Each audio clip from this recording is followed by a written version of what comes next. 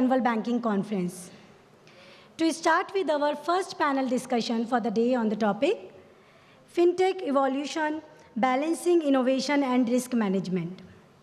It's my privilege to invite on dais the panel of speakers, Mr. Anubrata Viswas, MD and CEO, Airtel Payment Banks, Mr. Rajiv Ahuja, ED, RBL Bank, Mr. M.N. Srinivasu, co-founder BillDesk, Madam Nupur Chaturvedi, CEO, NPCI Bharat Bill Pay, Mr. Adil Shetty, founder and CEO, Bank Bazaar, Mr. Rajesh Kini, CFO, Perfios, and our moderator for this session is Mr. Vivek Mandata, MD and partner, BCG.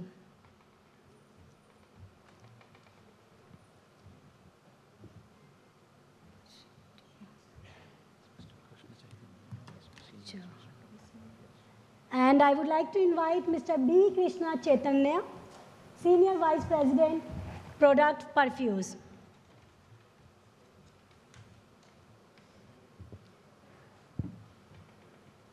I request Mr. Vivek to initiate the discussion. Over to you, sir. Thank you. Good morning, everyone. First of all, very good morning to all my fellow panelists on the stage. We have a very interesting topic to debate, deliberate, and discuss. The fintech ecosystem over the last 5-6 years has really become part of financial services, I would say, an integral part of financial services. A lot of innovation, lot of, I would say, contribution in partnership with incumbents, a lot of it separately done by them. And cumulatively, they've added a lot of value to the ecosystem, right? So today we speak about how fintechs, a lot of them together are valued at about $100 billion. That's a significant value in that fintech ecosystem. At the same time, we've seen a lot of evolution as well of how fintechs have evolved. The ecosystem has understood how to interact with fintechs, and fintechs have understood how they can interact with the ecosystem.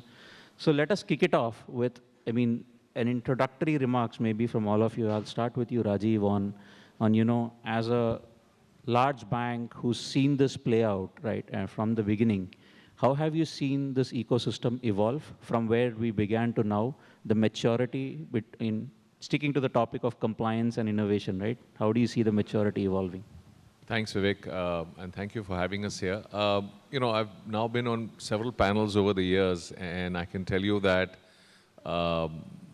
the impression one gets that what started with us at least 10 years ago, 2014, when we really started engaging with the fintech ecosystem to today, the relevance, the size, scale, as you mentioned, is very, very important for the industry, as also is the learning which has been now reinforced on the need to maintain a certain level of governance, compliance. And the tenets of this is something which banks and other regulated entities have been following for years. So, when I look at it, customer service, data ownership, which is going to become a very critical part. And I think what we are seeing is that maturity curve has become a lot more easier to deal with. 5-7 years ago, it was all about, hey, why should I do what you're doing as a bank? Because I'm here to displace you. But I think those starting positions are a lot more mellow. I think as long as the fintech and bank partnerships evolve on the basis of the tenets of customer protection and increasing customer services, I think this thing can be addressed, and each of them has enough room to grow as well as create value for all its shareholders. So we've been actually quite pleased with the way things have evolved over the last few years. Vasu, you're on the other side of the ecosystem in a sense, right? As a fintech who's scaled, mature, right? And you're almost mentoring many of the younger founders as well in your role. So as you've seen this, right, so the calibration of compliance, the focus on innovation versus compliance versus governance, how are you seeing that evolve in the minds of founders? I think Rajiv has spoken of the collaborative approach between banks and fintech, so I will not dwell further on that. But the hardest thing about fintech, I think, has been to define what is fintech and to kind of ring fence what comes under it. It's evolved over the years. I mean, you've had, if you would think of the terms, there was payment tech, there's credit tech, there's reg tech, there's soup tech, and somewhere the catch-all phrase became fintech in terms of what all it covers. It's also been a convenient term from a market addressal perspective in a global sense as to how do you attract funding, to how do you build companies, how do you communicate with what space you're operating in. And people have built businesses there. I'm talking from the companies and the founders' perspective because they did see an opportunity of playing a role in that space. But in terms of the maturity curve of what has triggered, if I were to pick on a couple of things, I think the couple of defining moments, if I were to put it that way, was RBI creating a separate fintech department, sometime in 2022. That kind of then carves out a space and says there is a space. Having said that, it is still challenged by the fact saying what all comes under this space, right? So a large tech company providing a banking solution to a bank, a technology solution, does it come under that? Those are debates that are still open. But I think that was the first one key definition as to the fact that you're a separate department. And as Rajiv mentioned, it has evolved. The sector and players have evolved a lot. Multiple factors, but picking up a couple of you, I think the regulatory nudge has been there to the regulators engaged very proactively. RBI has done many sessions, right? Understanding A, the need, B, the role that the businesses play, but kind of also bringing to the fore saying these are enterprises that connect to banking systems and customers, therefore the way to behave responsibly. And I think industry has reacted very well in terms of how they're building from there. The second thing that accelerates maturity in any situation for any sector is funding scarcity. It very quickly gets you to build businesses the right way. So I think that's the second trigger that is happening here. So I think it's going well, maturing well, and I do think two other events are left, if I can think of it as milestones. One is the founders building businesses to sit back and say, okay, I started business building a certain way, thinking of it in a certain manner. I understand now that I'm in a regulated space, and therefore having a vision for the next, let's say, 5 years to say, is this what I want to be doing? Is this what I set out to build? I think that's one round of soul searching that is left for the industry as a whole. And flowing therefrom the rejigging of the organization culture, as I would speak of it, to say, need to prioritize these things. Because that is a big shift. When you're building something from a platform innovation perspective, then to move into a space saying, this is a regulated space, so I have to bring in a certain balance between that innovation, that governance aspect and compliance. It changes an organization. I think those two steps are still left. Nupur, coming to you, you sit almost in between the incumbents and the fintechs as you are taking them along a journey of innovation at national scale. So and as you've seen the different fintechs and incumbents participate in this, how have you seen both sides evolve? Right? What has changed? Sure. Thanks, Vivek, for asking the question. See, where banks are concerned, I think regulation and compliance has been in the DNA forever. So that's not something new for the banks, but for fintechs, it has been an evolution over the last 2 decades. Let me split this into the B2B fintechs and B2C fintechs, right? Where the B2C fintechs are concerned, their primary excitement came from user experience, from putting out very niche products and playing in very gray spaces, if I may say so, or so on and so forth. For them, compliance was a side function which they did not focus on or did not spend on for the longest time. But over the last 5, 6 years, they realized that that is not a sustainable way of doing business. Banks have been focusing on compliance for a reason. And thankfully, most of the fintechs have realized that it is core for their operations and sustainability. So, the B2B fintechs were the first ones to go back to the bank saying, yes, so far we've been working only as a technology provider to you. and we've been the best at that, but now we can collaborate with you on aspects of compliance and risk as well. On the B2C side, again, I think regulatory compliance is now becoming core to them. And in the product design itself, they're thinking fraud, they're thinking cybersecurity, data protection, so on and so forth. So the mindset shift has been phenomenal from where I've seen it. And finally, there's an entirely new set of fintechs that have emerged that are saying that we will give you the risk solutions, the cybersecurity and data protection solutions, and they're going to fintechs and banks alike and supporting them on the back of new age technologies. So a big shift over the last 2 decades from where I sit. Anubhata, in your role, you've taken this innovation to a lot of the segments which are today underserved, right? I wouldn't say necessarily only in the semi-urban areas, but you've touched a lot of that. You've also moved into the urban areas. As you look at this whole topic of compliance, innovation, etc., does compliance and start coming into the cost of serving, right? And therefore, does it in any form start becoming a hindrance to innovation?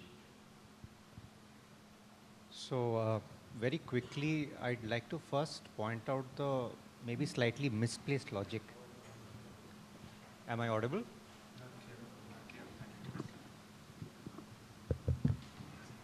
Is it better? Yeah. Okay. So first, a slightly misplaced logic between fintech and tech. I probably oft repeated, but I'd just like to paint it with some couple of data points globally. First, for fintech platforms or regulated platforms to scale and really hit the tipping point of scale, globally it's taken 7 years. So you look at Brazil, you look at UK, a regulated platform which balances both prudential risk and consumer outcomes needs time to build, and traditional venture capital doesn't really understand that because the venture capital cycle is fundamentally driven in a 3-year to 3-year cycle. So the demand for a fintech platform to scale similar to an e-com platform from a global capital point of view is very, very strong. And that's what's actually driven this mismatch in expectations. It's played out in India, and therefore I would like to just paint out the example of Airtel Payments Bank. Broadly, 7 years in history. And today we are at scale, around 90 million monthly users, roughly around 2,800 crores of ARR profitable. We process around $40–45 billion of annualized payments. So it's a company at scale. The simple 2 points are it's taken those 7 years to build because we factored in the regulations, but most importantly, cost of compliance, if I just look at operating expenses, is 15% of our P&L, but revenues, which are regulated, are 40%, which means core banking account revenue is 40% of revenues, while 15% is compliance cost. So the trade-off when you reach that tipping point of scale becomes very, very profitable because it becomes a deep defense. It becomes a tough moat for the other companies to enter. And that's why the belief and the marriage of innovation and compliance is really that scale is well built when you build it compliance first. Adil, you've built a business around digital, and as we speak about evolution, evolution has not just been in fintechs and incumbents, but also in regulations and guidelines around us, right? So, and that's a space where guidelines quickly evolved actually in the last few years and to some stability now. So as that happened, how did you see the reactions around us, the responses? We did see a few fintechs fall away along the way as regulations evolved. How should the ecosystem prepare for something like this, and how do you see that playing out? Absolutely. So I want to, am I audible? Thank you. So I want to start off with what Rajiv said, right? Saying that the priority that compliance gets is much higher. And I think one best practice a lot of fintechs can follow is partner closely with a bank which is great at compliance. So, RBL Bank is one of our great partners. And at every stage, we work with the bank to make sure that it's bank-grade compliance, which I think really helps, at least on the B2C fintech side, which Bank Bazaar has seen. I think fintechs have gotten very organized, Vivek. So FICCI has a great fintech committee. Now RBI has created an SRO called FACE. RBI is meeting with the fintechs every month. And we have an open discussion saying this is our thought, this is ULI, what is the input. In fact, before the digital lending guidelines came out, the draft was discussed. We gave feedback, the feedback was discussed, and then the final guidelines came out. I would really want to appreciate some of the thought process in the ministries, right, wherein there's a new Digital India Act coming out. They came to us for pre-consultations. It happened in Bombay. This was not even the draft law, but a pre-consultation with a deck saying, here are the 6 chapters. AI is one of the chapter. Here is what we're thinking. What do you feel about it? So I think consultation has increased dramatically. But what fintechs are also realizing is that our business now touches many regulators. So our relationship with the RBI is much strengthened by the monthly meetings. But now we've got to start engaging with TRI. We need to start engaging with ministries which might not be directly fintech, but are making rules around communication which are core to the fintech operations. So it's a rapidly evolving situation, and I think talking and deep consultation is the best way to iterate through this. Krishna, coming to you on the data side, I mean, given you're from Perfios, I'll probably swing the data question to you, the obvious one. Compliance around data is even more complicated, right? And this has been an issue of interpretation in many places, issue of gray in many places. We know there's the act that's around the corner, right, to make it more streamlined, more clearer, and probably just make it simpler for people to know what to do and what not to do, right? How do you see that affecting what's happening today? Will it impact some of the existing models of business directly, right? How will people have to adjust? Are people preparing themselves well enough from your vantage point? Thanks for that. Am I audible? Okay, brilliant. Okay, let me take the Perfios perspective first, and then I'll go into a little bit more generic aspect of DPDP. At Perfios, we don't store data. So as far as Perfios is concerned and its regulated entity consumers are concerned, there's a lot of clauses of DPDP which are already taken care of. However, this question goes much beyond that. It's about ensuring that the customer who's providing the data is providing for the reason which he intends to provide the data for, and it is used as long as that intention is kept. Now, that part of it is where the complexity begins. I'll take 3 points to that. Let's talk about the first part, which is probably the easiest, which is consent management. I say easiest because the next 2 are probably much more challenging. Where will you take the consent of the customer? How will you frame that consent to be comprehensive enough? And how will you ensure that the consent is taken away the moment that particular use case is removed within the flow of that particular bank or of that particular current account opening and so on and so forth? How will you do that? That is consent management architecture. And that is something which we are co-working along with our regulated partners to create. But that is probably the least of the challenge. The second challenge, and I would put it in a different way, I would say that regulated entities need to have something like an angiogram of data. When I say angiogram of data, what I mean is the moment the data first is collected from the customer, it does not reside only in the application. From the application, it goes into multiple systems across third parties. Where is this data residing and how it is currently used? Creating that map, or as I call it, an angiogram, is super critical for every regulated entity. And that creation is something which will help them understand how to retroactively implement DPDP once it comes into law. Because the customers will remain the same. They will come back and they will be empowered to take back the permissions which they have given. Now comes to the last point, which I believe is one of the biggest challenges. It's about cross-sell. We all know how critical cross-sell is to all our businesses. Let me take a different example and probably try to explain it from a different industry. Most of us have Apple iPhones, and when we download a particular app, there's a permission which comes up which says, allow the app to track. Allow this app to track me across websites, search history, so on and so forth. Now, some people give that permission and some people refuse that permission, right? That power is in the hands of the customer. For example, take my example. I willingly gave that permission to Instagram. Why did I give that permission? Because it gave me value in terms of related understanding of my needs immediately the moment I gave that permission.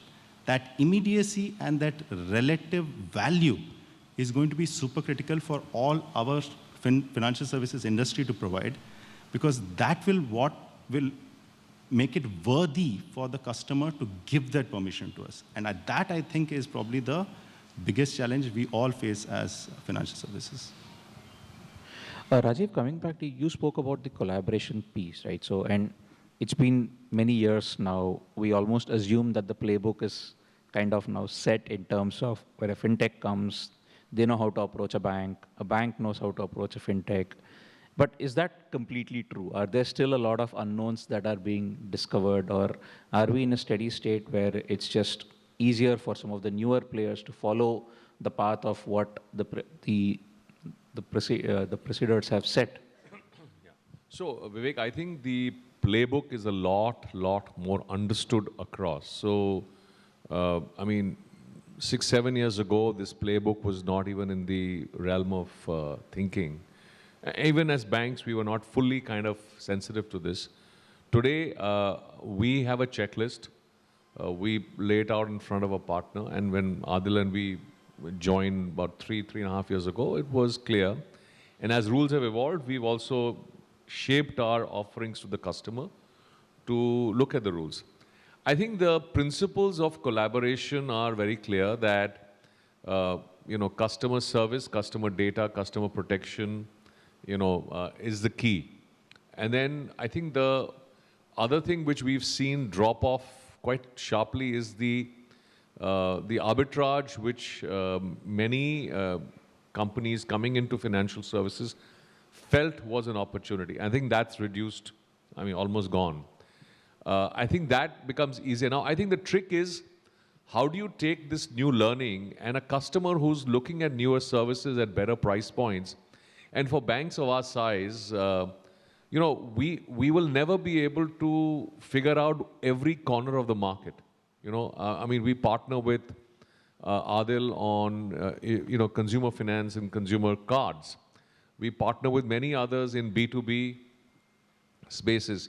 For a bank of our size, we are very keen to actually take on partners who can expand our reach, okay, where we can marry our services and products with theirs.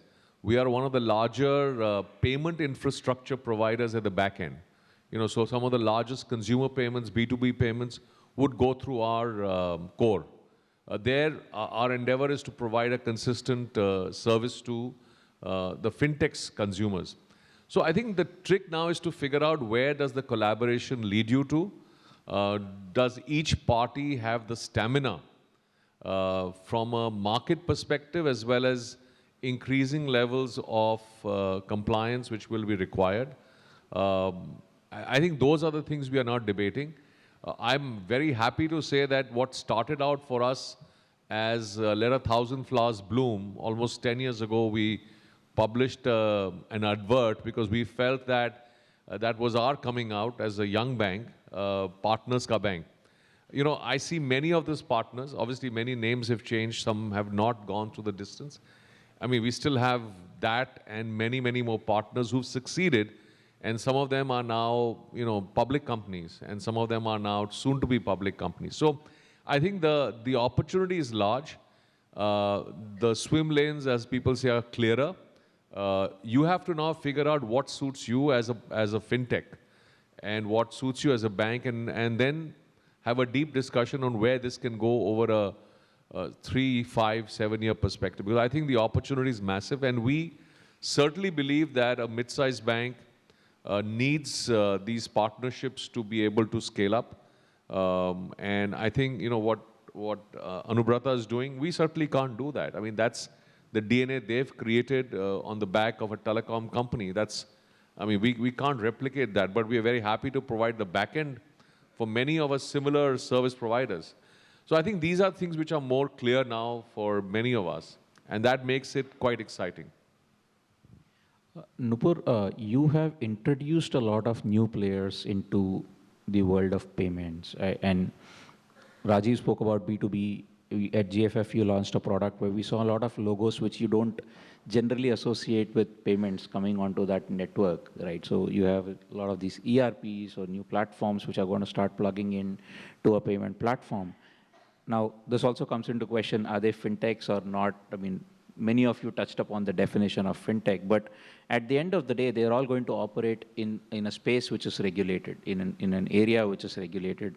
As they come in, how are you seeing them engage around the topic of compliance, regulation? Are they coming in prepared? Are they coming in and getting caught by surprise? Vivek? Yeah, thanks for asking me the question, Vivek. If I may start with probably 2 data points, possibly not related, but around 2015, when RBI opened up the payment banking licenses, there were around 12 or 13 entities that applied for that license. More recently, when RBI opened up for payment aggregator licenses, there were 120 plus entities that had applied for the licenses. And if I be honest, when I talked to a number of them, they had no plans or models around how they would leverage that license. And yet, the entities wanted to be regulated, right?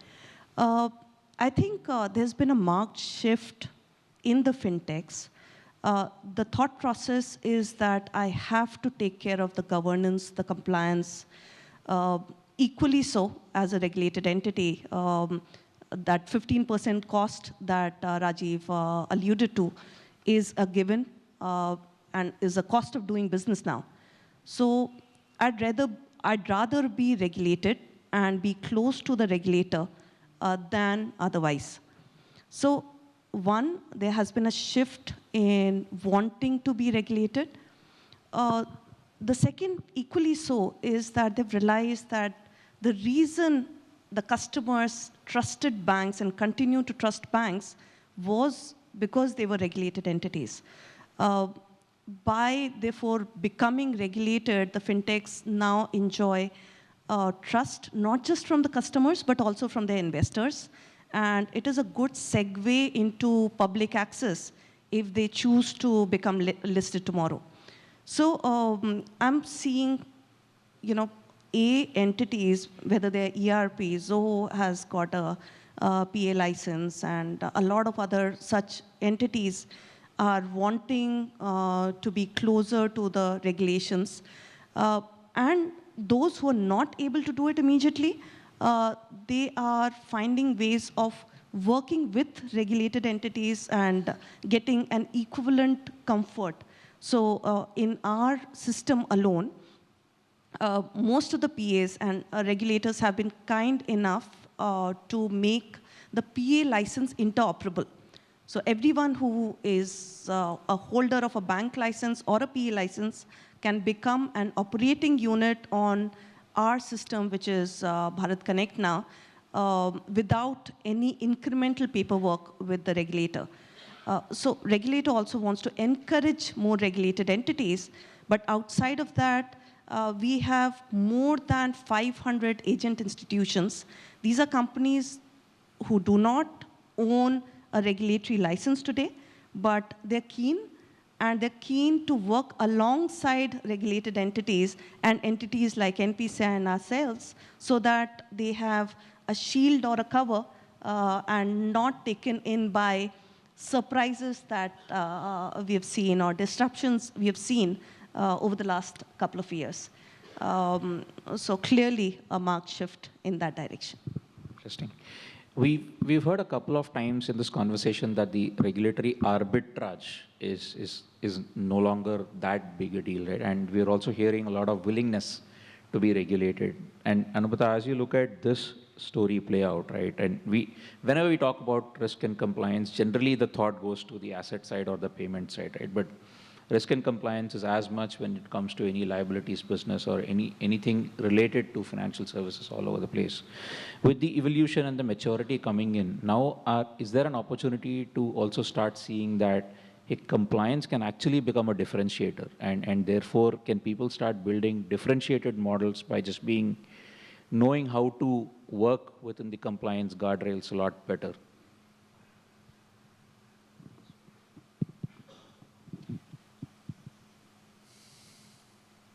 So the short answer is yes. But let me couch it with some examples of what's happening in India today. Ultimately, compliance is about only two factors: prudential risk and consumer protection.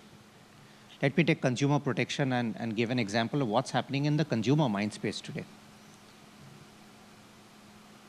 With the frictionless digital public infrastructure which has really taken shape in India, there's been an increasing concern on digital frauds.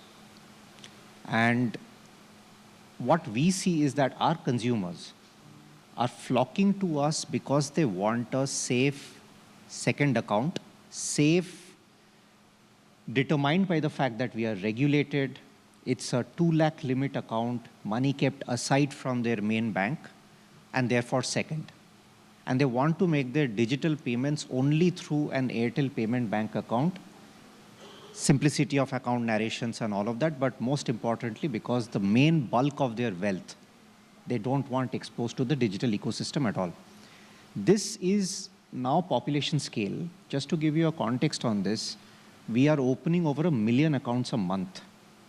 Financial inclusion accounts and what we would call digital financial inclusion accounts. And the traction in terms of usage has made us the 6th largest bank in mobile banking in the country today. That just gives you a sense of how seamless public infrastructure can give rise to consumer protection needs. But as banks are maturing, I see it as a 3-layer architecture. You build a compliance-first architecture. You do the right things. You do KYC, you do AML, and so on and so forth. How do you use the first layer architecture to then start being a little ahead of the curve? So I can tell you, for example, we are still not using AI. In the purest sense of the word, we don't use large language models yet. Obviously, we want to be very sure of where the data is, whether the LLM model is actually in the US or whether it's on-prem in India. But ML, we use in a very large way for detecting mule accounts before even a police complaint or a transaction gets originated. And I'm very happy to share that we are actually able to catch an extremely large proportion of mule accounts before even a police complaint comes to us. That's the second level, where you start using technology to get better and ahead of the curve. But then the third level is we asked ourselves, look, if you've already tried to identify that an account is suspicious of either takeover or handover, can you throw open that access to the customer? And we've launched this product called Face Match, where we are actually able to throw it open to the customer to match his face on camera with our picture on records if he or we believe there's the slightest suspicion of trust. And that's what I call the third layer, moving ahead of the curve to really offer differentiation. And I think these 3 layers work very seamlessly together.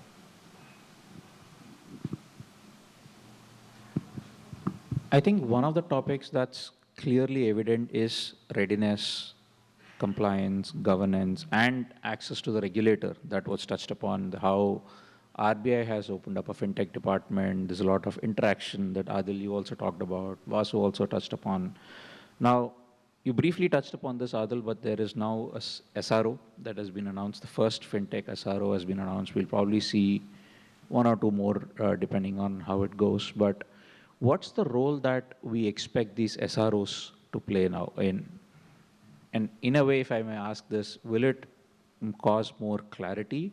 Or with one more player coming into the mix, is this going to be a little bit more confusion before things settle down? Right. So the fintech SRO is very important, and I'll explain why. So for a consumer fintech like Bank Bazaar, right? The value, and many others like us, the value we offer a bank is we're saying we'll bring new consumer expansion because we have these consumer bases, and we'll deliver a great customer experience. So our consumer will be able to do this frictionless, seamlessly on our app. But for the core, we'll partner with Rajiv or we'll partner with Sanjay, and they will manage the compliance.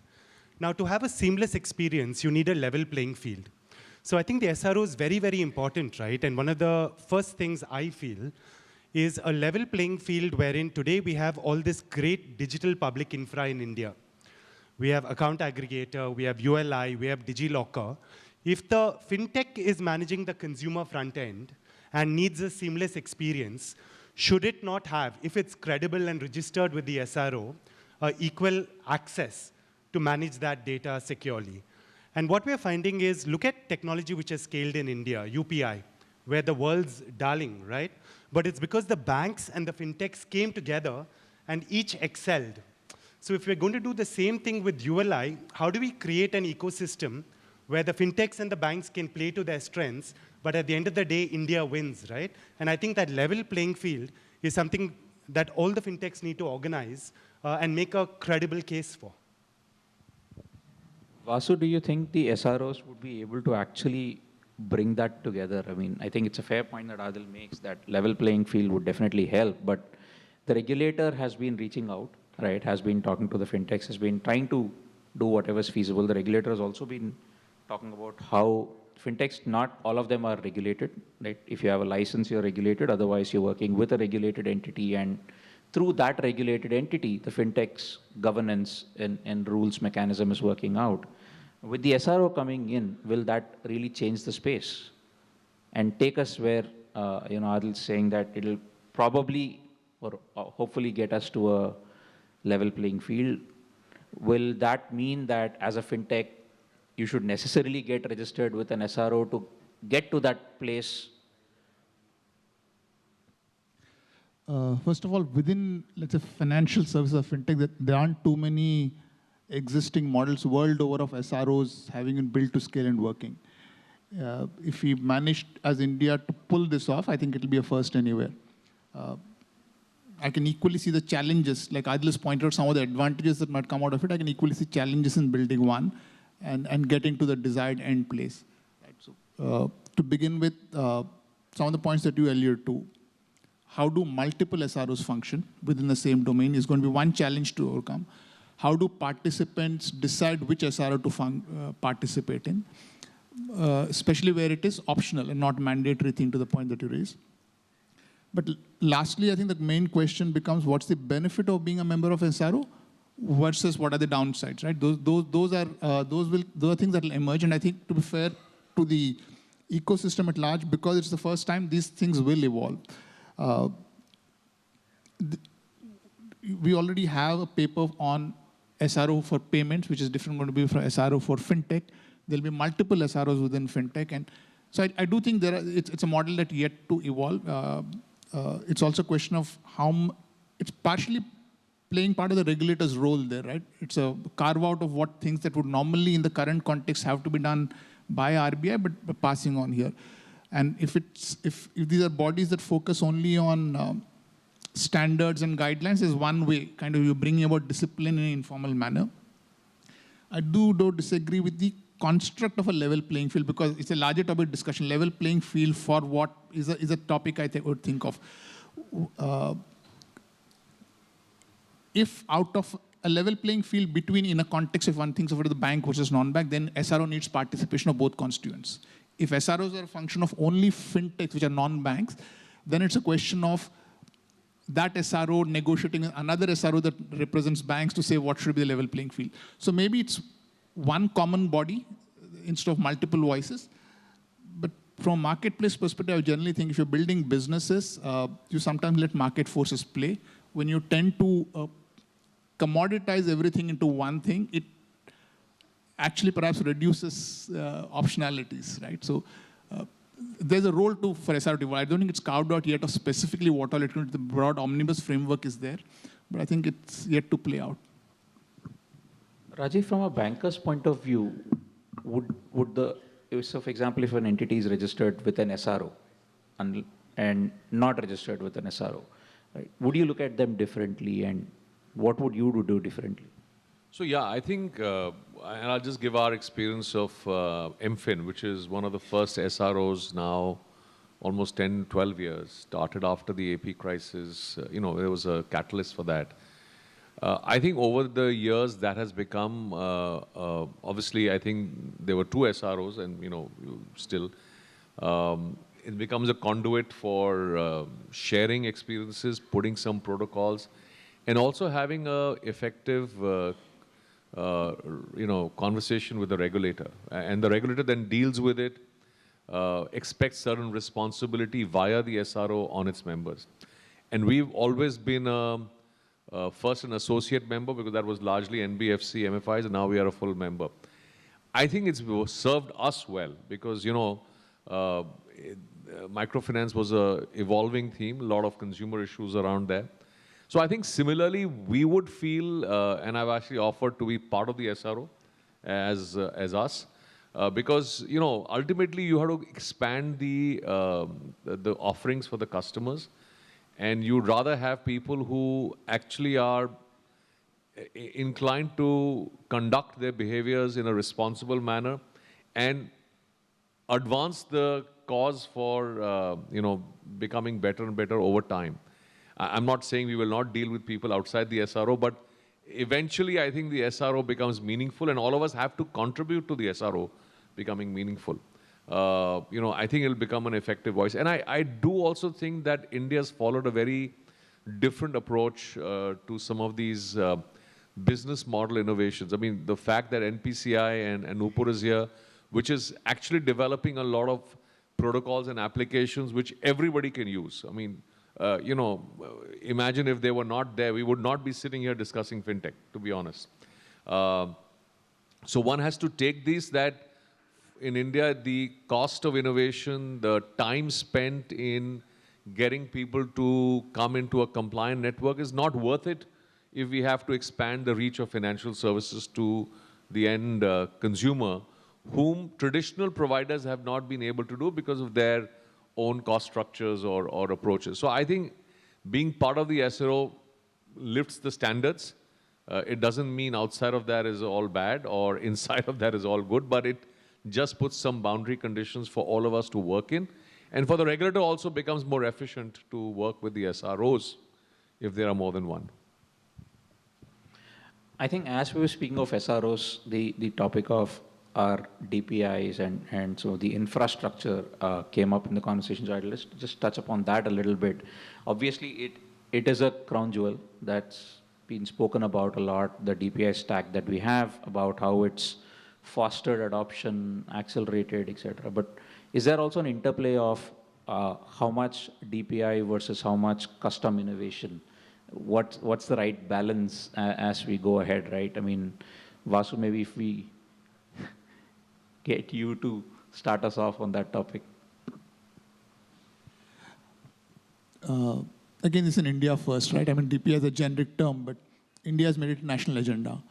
So in some sense, to the point Rajiv alluded to, when you come up with a construct which defines, let's say, a boundary framework, and in this case, it is to say DPI is national infrastructure, national agenda, a certain set of rules are set, right? And it will shape the market differently from a market where DPI is not national agenda. I think that's one takeaway. Which way will it head is a different issue. Does it, for a country like India, I think the advantages of a national agenda on DPI has a very clear benefit and end purpose in the way it's envisaged. Things like this succeed where the policy view on that is very strong, and ability to enforce implementation is very strong. There are two necessary conditions for these to work. In the current construct, India is in a position to get all these done, right? Whether it's a DPPP Act or you find its implementation, enforce it down across let's say, multiple regulators to multiple terrains, that exists, and therefore it plays out a certain way. So on that front, I think it's all good and all pluses. If you kind of move away from that to say, what does it do from any other perspective, and let's just take a perspective of markets to consumers, the benefits are all there, right? I mean, that will all be spoken of. Nobody will dispute that it leads to a better thing. If you were to focus on what can it take away from, at scale, it starts defining pace of innovation. I wouldn't say restrict or accelerate, it starts defining it, right? Because now multiple players can be there, and we, in some sense, seeing how fintech impacted banks, the pace of innovation. I think DPI and common platforms, unified platforms, single platforms tend to define, they can accelerate in the initial stages. At some point, it can need a refresh, but I think they define the pace of innovation that can happen. It will also, to my mind, and it plays out over 5-10 years, reduce market to the two ways it can work. Few set of large players, or a diversified set of multiple players, and it really doesn't impact kind of who stays, who goes. Nupur, you've been part of building some of these national infrastructures, and obviously we've all seen the benefit of how it's democratized and brought in a lot more players into the mix. But do you also see this tone from maybe some pockets who are saying, hey, we're already doing some of this, this will hurt what we're doing in our core business? How does that play out? Yeah, Vivek, that is a very live conversation. Last week, GFF, a lot of such side conversations happened around, if DPIs are doing more than their mandate, will it start hurting innovation for fintechs or banks, etc. But the parallel I would want to draw, it is called infrastructure for a reason, right? What we are doing is laying down, rail tracks, laying down roadways, building bridges, and possibly building a few traffic lights on the way. But innovation is what goes above that road. Whether it is a hybrid car, EV, a three-wheeler, or an Ola scooter, that, I think, is what customer touches, and that is innovation. So we're just making it a level playing field on which innovations can be built. If I talk about UPI, we thought, the way of payment is standardized, the QRs are standardized, nothing more can happen, and then suddenly a soundbox happens, right? So when banks and fintechs alive are not doing basic hygiene, I've been a banker 20 years back, and a lot of time got spent into just solving for KYC. And now with Aadhaar, KYC has become, just a couple of minutes affair. So when the hygiene goes away, the same set of product folks, technology, availability can be used for innovation. So I am of the firm believer that we are just helping with the base infrastructure for the hygiene, which wasted time, thus making and paving way for a lot more innovation to happen. So that's how I look at it. Krishna, you come from a company which probably lived this, right? I mean, you guys were in the space of data, banks. If I just take the example of bank statements to make the case, right? You had created the extraction as well as the analysis part of it. The extraction got standardized with the AA coming into the play, right? So how did it play out for you guys?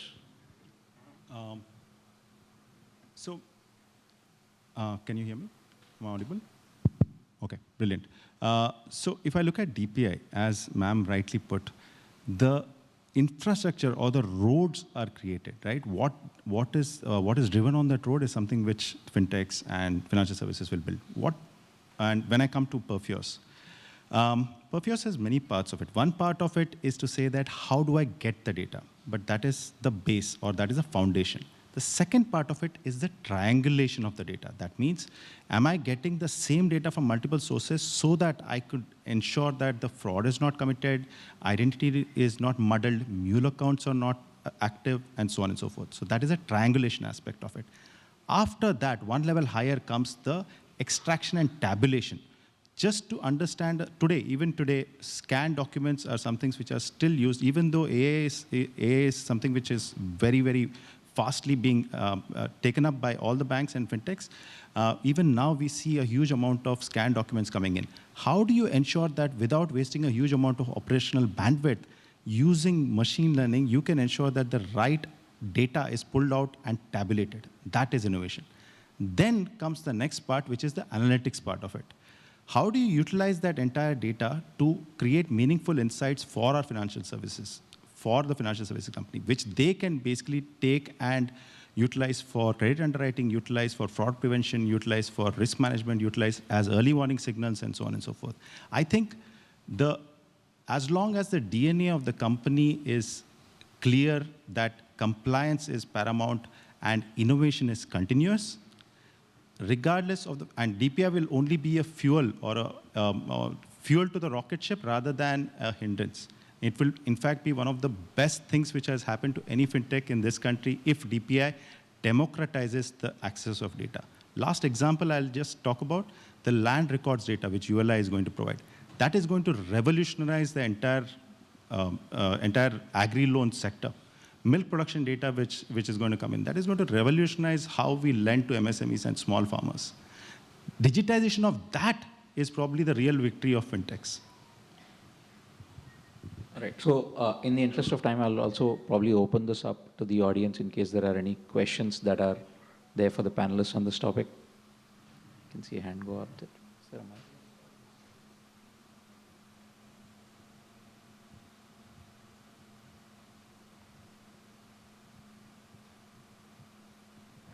Good morning. Thank you, panelists, for wonderful session. My name is Sanjeev Verma. I'm a banker for last 30 years plus. Most of the time into retail assets, mortgage finance. I've seen many cycles. Adil, if you could recollect, we were there in Ratnagar Bank. Rajiv sir guided me on some lead generation process in 2014, right? So from there, we believe in 3 C's. One is the customer, the capabilities or capacities of the customer. And third is obviously the collateral. The first 2 is sorted, right? The third one, which is the collateral, is still the bigger issue where we see first documents, etc., etc. So what is your views, Adil or maybe Krishna? Because we are working hard, but still now I'm managing, smaller towns where collateral is again a bigger issue and the manual khata or the manual transactions are still happening. So last 10, 15 years, we're listening. So any views into this? This is my first query to maybe Krishna and Adil can help me. Second query maybe with Mr. Anubrata, if you can help me because in the new role, so I worked with ICSA, Citi, RBL, Yes, and Axis, and now with this smaller MSME company, where we are targeting tier 4, tier 5 towns, we are giving secured loans. But still the challenge is, we are into financial inclusions, female preferred financial company. And also, we are talking about our advisory services, how we can add more values to those smaller customers while advising them. The challenge which we face in that market segment is the cash collection. So we have 14,000 customers. Out of 14,000 customers, still 30% believe we would come and collect the EMI on cash basis. So we are trying and educating them. So these are the 2 things which, if you can, guide us, watch because you are part of many panel discussions, etc. So if you can, highlight some of, the first query maybe with Adil or Krishna, and second, Anubrata, if you can help me. Thank you. I can certainly try. So Nupur and Rajiv spoke about how we've done a great job with DPI around KYC, around payment. To give an example, with video KYC, which is a DPI today, a bank officer can do KYC for 2,000 locations. Sitting in Mumbai, you can securely do the Aadhaar, the CKYC, the video KYC, and productivity has gone up 10x, right? It's incredible. But the next stage of DPI is going to be data, because credit is very different from payment. All of us, if we were to pay you 100 rupees, the transaction is the same. But if we were to lend you 100 rupees, each of us would think of it differently, and that we need data. So Gen 2 digital public goods, which is account aggregator, ULI, that's going to really change our ability to have data on you. So I think the question now is, can we use flow-based data rather than collateral? That's question number one. Question number two, can that data be made electronically available via what ULI is talking about? So for me, the opportunity is the Gen 2 DPI. And the Gen 2 DPI is all about bringing data to the lenders so they can take the complex underwriting decision that they need to take. Anupata, maybe you want to take the second question. So I'm sorry, which bank are you? Hi, Anurta, this is Sanjeev Verma.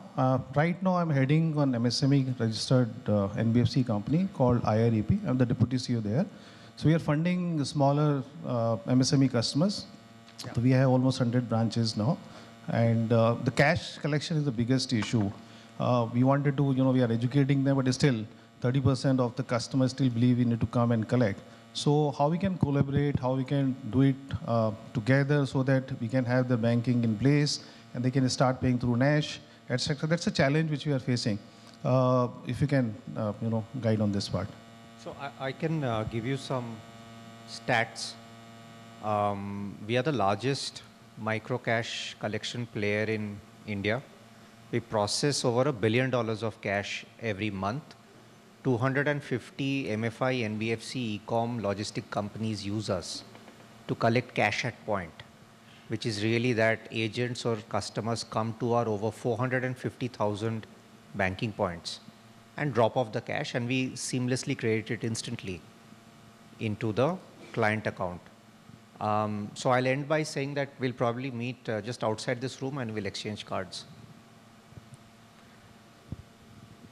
We probably have time for one more question. No, Krishna, my query was regarding the collateral risk. If you kindly, what is the updation there? Are we, because some part of the country only we are managing that, the collateral through e-agreement, etc., the verification is possible.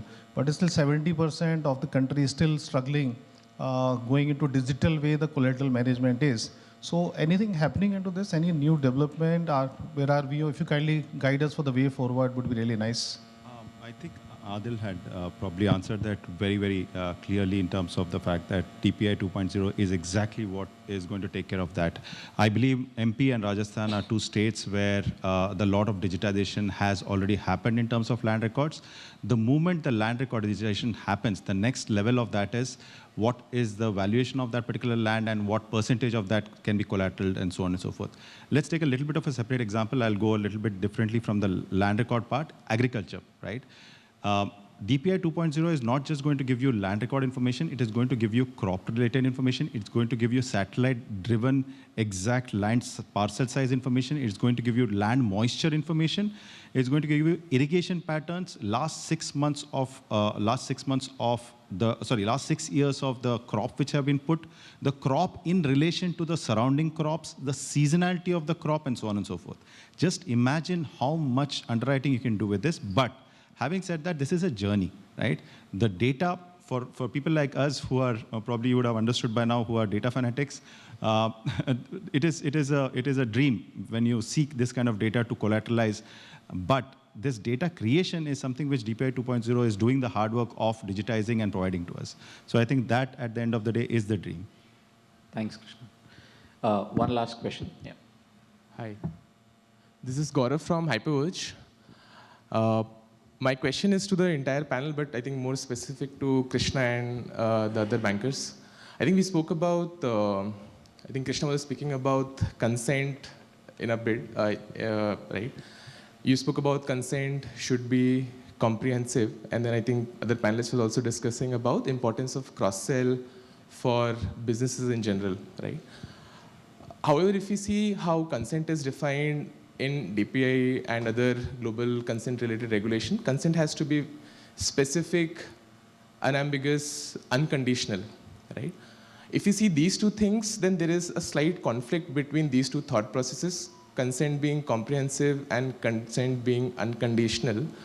How do we balance these things from bank's perspective? Because if you make it comprehensive from the perspective of,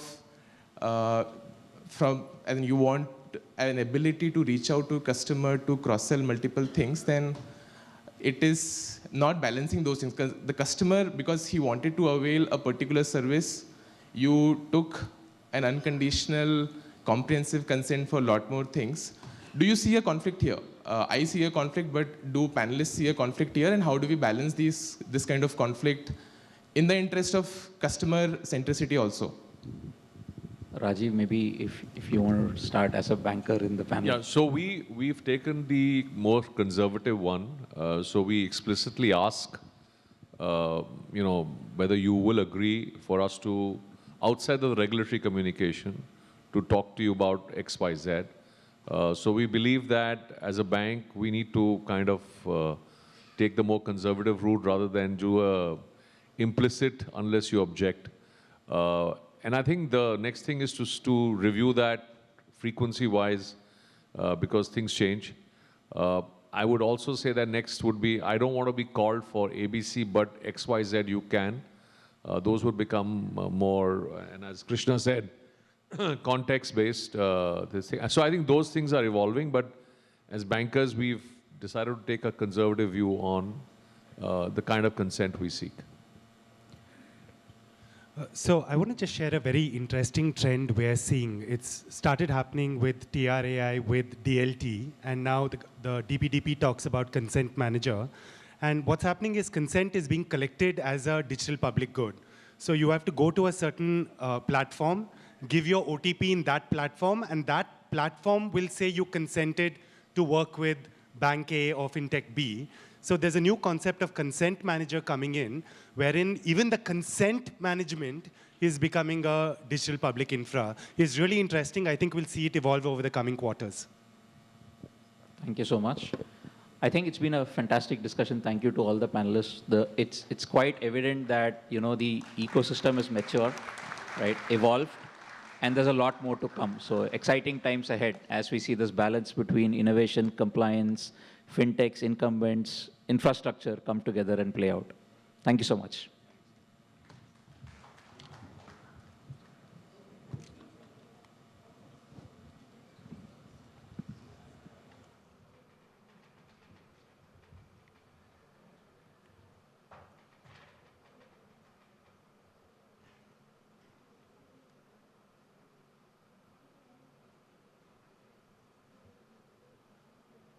Thank you all dignitaries. Ladies and gentlemen, we will take 5 minutes to reset the dais for the next session.